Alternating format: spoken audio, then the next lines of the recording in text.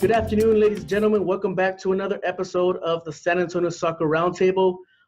Today's a special episode. It's not one that we usually do with the other three guys, Todd, Harry, and Scott. Today we have a special guest. We have Mr. Sashi Vaswani out of the Laredo Heat Soccer Club down in Laredo, Texas. So welcome, Sashi.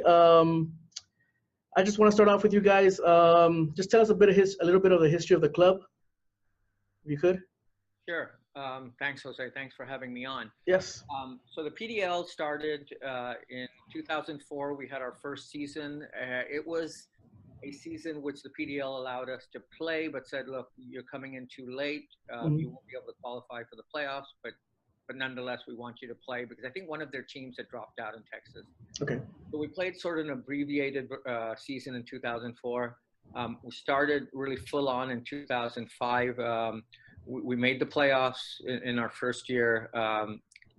As you might know, in 2006, we made the finals. Yes. Hosted it here, televised on Fox Soccer Channel from Laredo, Texas. Lost to the Michigan Bucks in 2007.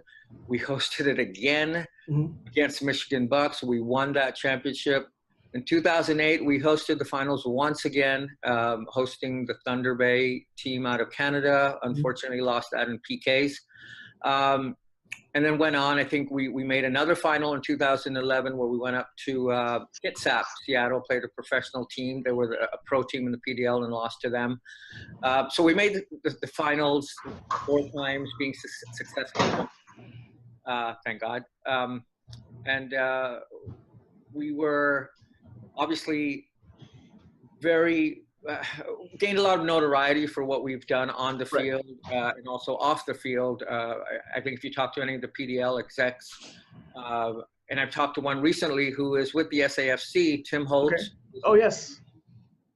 He always refers to us as one of the most professional organizations in the PDL when we were there. That's good. That's good. Yeah, and I believe you also had an interesting U.S. Open Cup run. They went all the way to the 4th round, I believe. Yes. We got to play the Houston Dynamo of the MLS, to their stadium. It was unfortunate they wouldn't come to us. I mean, it's not them. I guess it was drawing, but it's nice to have these MLS clubs come to a grassroots. We have one of the best grass pitches. We play at the TAMU University. And anyway, we lost that game. I'm trying to recall, I believe it was 1-0. We gave them all that they could handle. So look, they're a professional team. They were going to win, but we really, that season was magical for us in the Open Cup sense. Yeah. Now you guys coming back, you're not participating this year in the Open Cup? Right. We had a 2-year off period. So, Open Cup is based on your previous year's results. So obviously we were not able to get in there. Right. Okay. So so there you go. A little bit of history of the Laredo Heat Soccer Club. Now you spoke there that you went on a 2-year hiatus there. Can you explain why and just basically, because I know, like you said, the team has had a lot of success on the field. Just what was the reason that you guys decided to make that decision? Simple reason. The last, I believe, 3 years we were in the PDL conference. We were losing Texas teams. Okay. So we had to travel to Albuquerque and Louisiana. If it was let's say an 8-game or a 7-game home season, all the teams that would come from afar would have to play us twice in the same weekend. I'm talking about 3 weekends in the whole summer of having home games. It was hard to get fan involvement there, sponsors involvement. We do everything on a first-rate level, so we spend a lot of money. It was hard to get some of it back, having this type of season. So at that point, we decided to leave the PDL and sit out. But the NPSL was also available at that time. They had a lot of Texas leagues. We were actually going to jump right into the NPSL. Our general manager had some health concerns. So we opted out of the NPSL for 1 year and then came back the following. We had committed to them, and that's why we're in the NPSL today. because the PDL did get Texas teams back, and they have a nice Texas presence.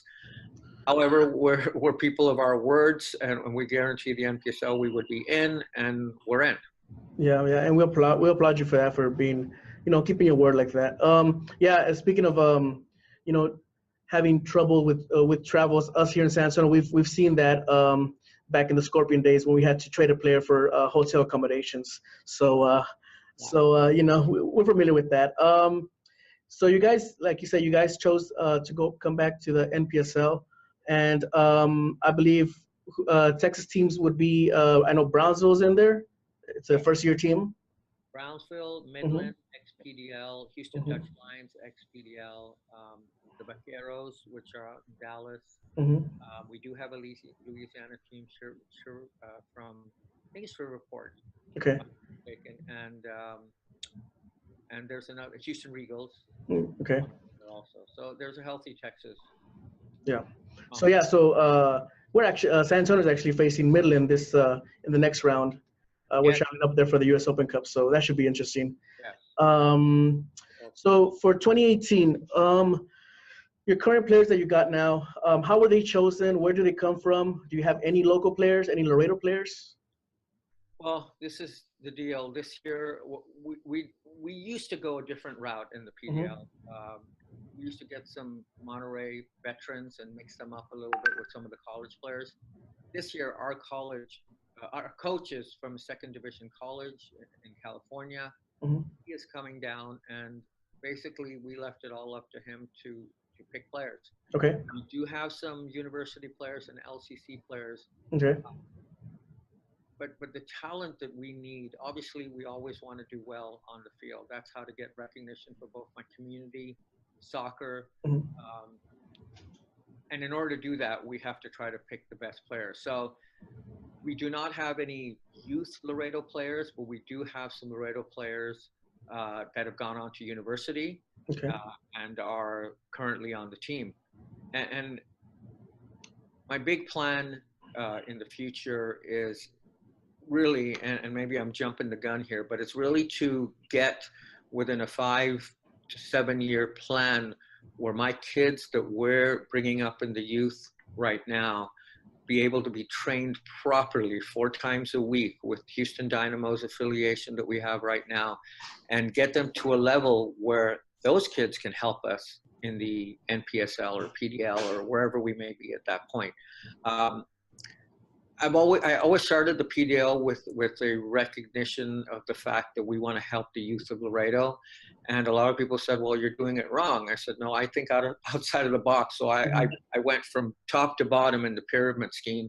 Right. And to be honest, our youth program has been lacking a bit, and this year we decided to, you know what, let's do it. Let's do it right. So we started a lot of different programs. There's a non-pay to play in our competitive U12s, U15s, U16s that we're starting the season. So there's a lot going on. And the NPSL obviously is not the end all. We do want to move our youth forward. Yes. Speaking of the youth, now during this 2-year layoff that you guys had, you decided to keep the youth teams open to continue to operate. Why was that? Why not just cut everything off? I mean, no, absolutely. I think, again, our main goal was always youth. So there was no way I was going to cut the youth off. Again, we decided to take a big step forward with the youth. And to be honest with you, we were thinking about the NPSL. Both programs, we lose money in. So it was either, let's not bring the NPSL back and just concentrate 100% on the youth.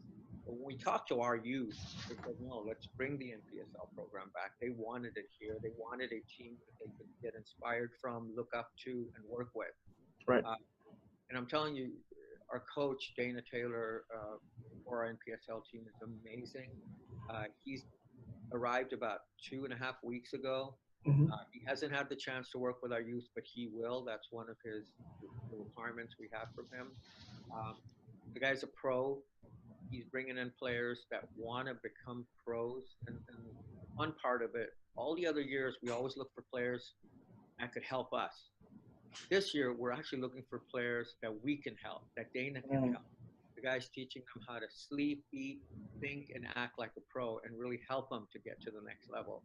I'm really excited about that. And again, our youth is our pride here in Laredo. I've lived here for over 30 years, and I want to get them to the next level. I want them to use soccer to get a better education or a career, either or.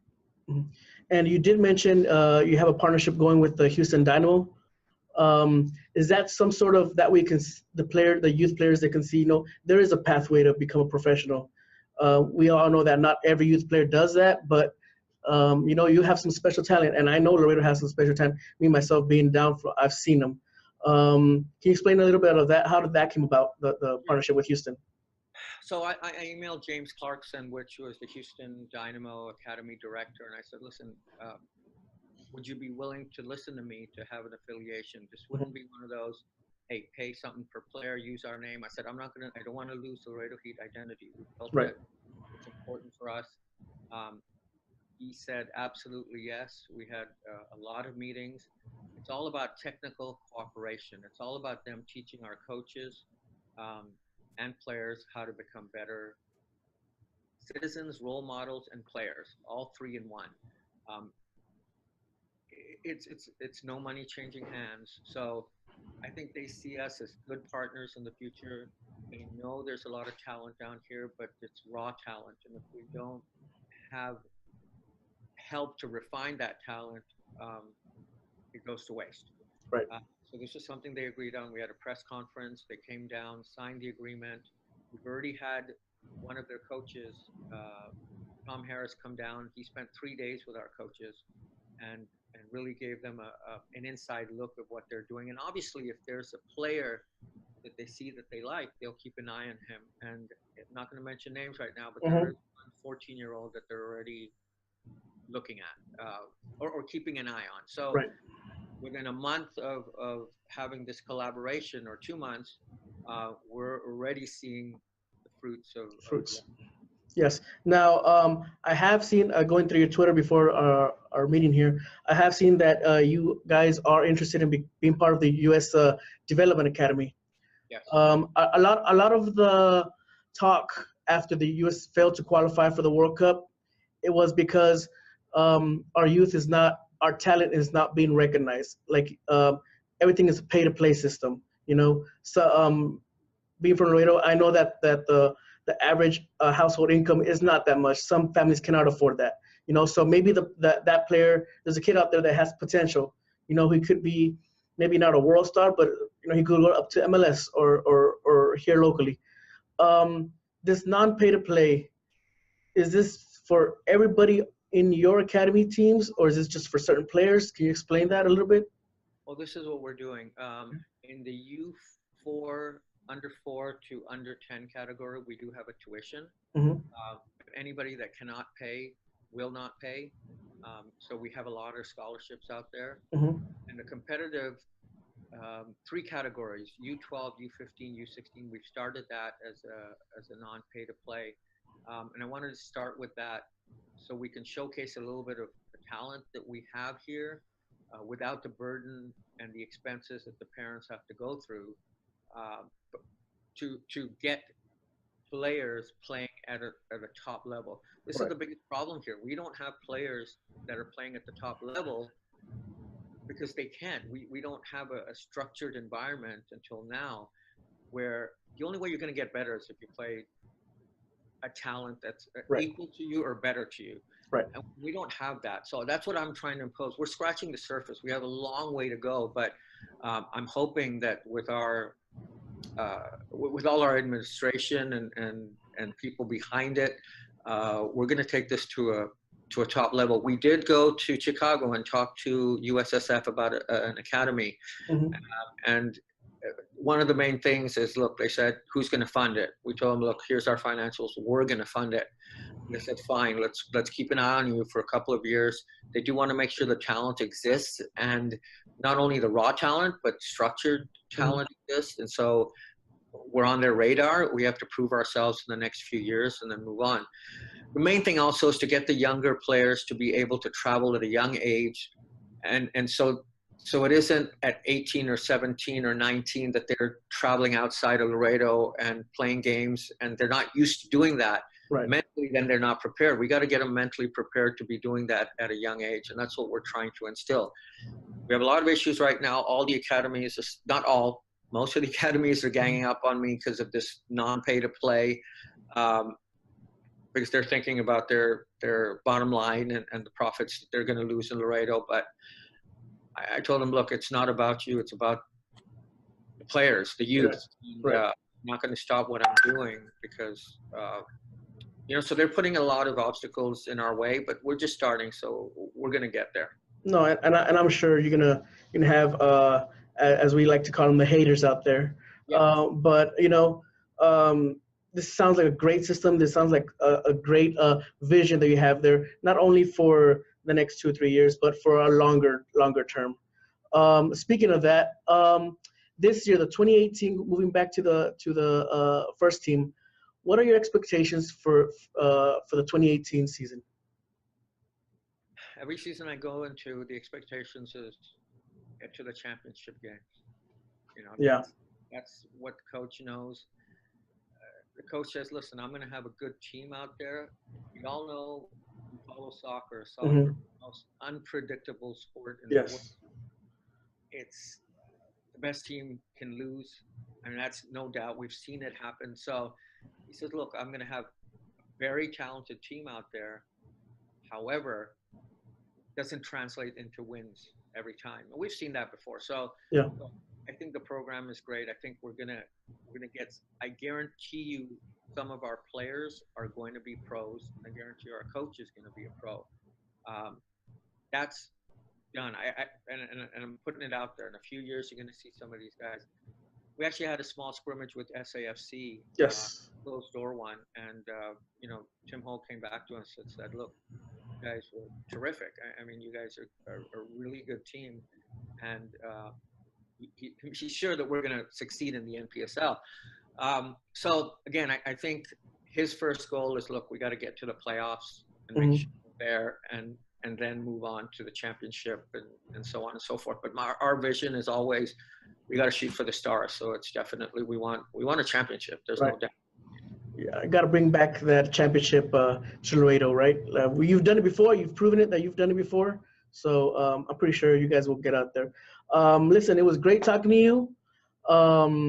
Where can our listeners follow you guys at? You have Facebook, Twitter, Instagram? Yeah, Laredo Heat SC .com, and it's got the Facebook handles, the Twitter handles.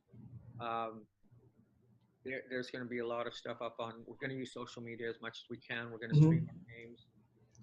So hopefully everything, you'll be hearing the name more often. Yeah, and I'm sure. So you are going to be. That's my big question. You are going to be able to stream live the games. Yes, we're streaming all our games live at home. Okay. Will it be on what platform? On your website? It's going to be on YouTube. Okay. Yes, but our Twitters will give out the link. Okay. But we're looking at YouTube at this point. And when is your season starting? It's coming up soon here. May 18th. We start at home against the Houston Regals. Okay. 15 kickoff. That's going to be the start of everything. And that's at Texas A&M International University, the soccer fields out there?